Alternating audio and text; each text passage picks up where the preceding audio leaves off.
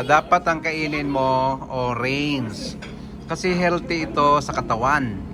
Nagbibigay ng body resistance. Diba, Ruti? Anong masasabi mo dyan? Diba, Angel? Wala akong masabi dahil ako nag-o-orange. Naniniwala ka ba na ang orange ay maganda sa katawan, Angel? So in fairness, yung nabili ni Lenny, Sumagot ka. stock kasi yung sir. Ito oh. Itong orange na to ay healthy, di ba? Humihiwalay na yung Ruth, mabala kita dyan. missing. Naniniwala ka ba na ang orange, ito orange ay masaya sa katawan? Maganda sa katawan? Magandang maganda. Hindi. Na mabuti sa katawan, sabi ko. Oo, mabuti. Bakit? Ha? Ito naman, nagtanong sino. Orange na to, tatanungin ko si Apo kung ano ba ang benepisyo sa katawan. Ito, may itlog din tayong dala. Bibiyakin ko tong itlog na to kasi healthy din to sa katawan. Wala, ayaw na. Itlog ay beneficial din sa katawan. Maraming mga protina ang ibinibigay. Ruth, naniniwala ka ba ng itlog ay healthy? Sa So- madaling araw, yes. Anong klaseng itlog yon? Anong itlog yon? Ha?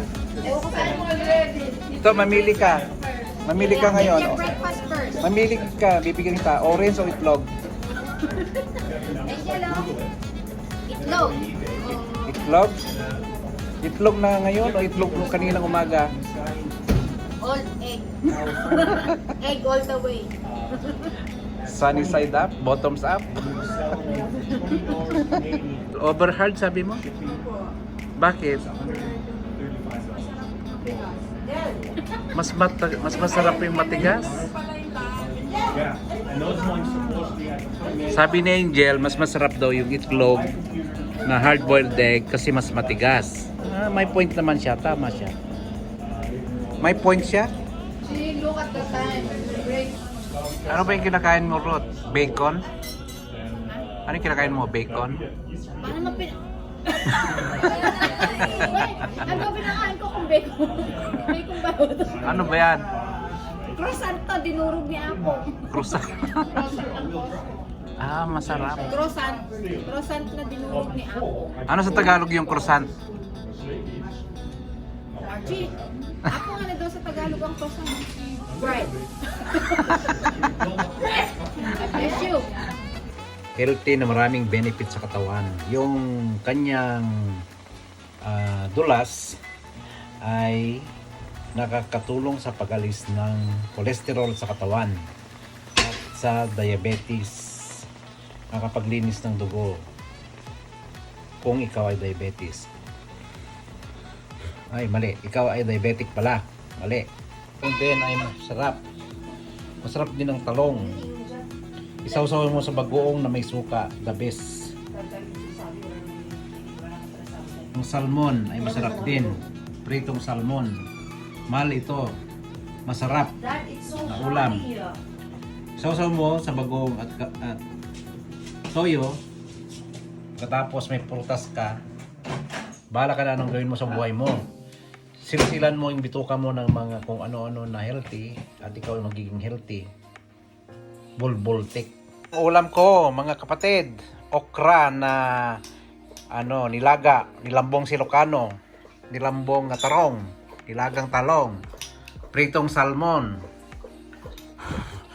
Umusok-usok pa, tanghalian ito. Tapos mga prutas na healthy. Sausaw nyo lahat sa bagong yan. Tataba kayo. Lulusog kayo. Mga walang hiya kayo. Basher. Love ko kayo. Kailangan ko ng 1,000 subscriber. Please, tulungan nyo naman ako. Mga ka-Ilocano, mga ka-Igorot, mga ka-Bisaya, mga kung ano-ano pang tribo natin, tulungan nyo ako, please. Good morning, guys. Ang hirap naman ng sitwasyon ng buong mundo na hindi tayo makalabas-labas. Lagi tayong natatakot sa pandemya ng COVID-19. Sa trabaho, sa labas. Wala tayong freedom na parang magsaya. Lagi tayong naka-mask, face mask. Kagaya ko ngayon. Gusto kong huminga ng fresh air. Pero kailangan na isuot ko tong face shield ko with mask, face mask. At kailangan mong i-sanitize kung anumang mga bagay na nahahawakan mo, nasasandigan mo, pati pagkain mo. Hindi ka kampante kung safe ba ang microwave. Kailangan i-sanitize mo, linisin mo. Pati sa mga damit. Hindi ka sigurado kung mayroong dumidikit dyan na COVID virus. Nakaka-paranoid din. Ang hirap. Kagaya ngayon, gusto kong may kausap, pero kailangan natin ng 6 feet space, distance, para safe sa anumang pagkakahawa, sa anumang virus na nandiyan sa paligid. So, kailan kaya matatapos ang COVID-19 pandemic na to?